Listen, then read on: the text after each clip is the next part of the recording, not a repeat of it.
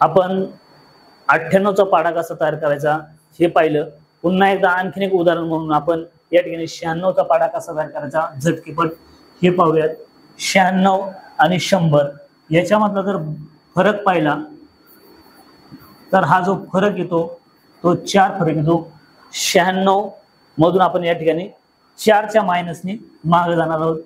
96 मधून 4 मायनस केले 92 आले। 92 मधून आपण 4 मायनस केले 88 आले। 88 मधून 4 मायनस केले 84 आले। 84 मधून 4 मायनस केले 80 आले। 80 मधून 4 मायनस केले 76 आले।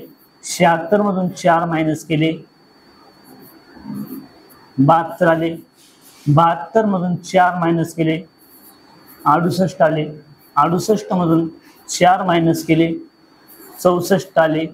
64 मधून आपण 4 मायनस केले 60 आले। या ठिकाणी आपली अर्धी क्रिया पूर्ण झालेली आहे। आता उरलेली क्रिया सरळ सरळ मी सांगितल्याप्रमाणे 0 1 2 3 4 5 6 7 8 आणि 9 अशा प्रकारे आपण 96चा पाढा झटकीपट तयार केलेला आहे। ही संकल्पना अगदी थोडक्यात आणि शॉर्टमध्ये ही आपल्याला अभ्यासात निश्चित उपयोगी येईल। गणित सोडवण्यासाठी परफेक्ट संकल्पना आहे। धन्यवाद।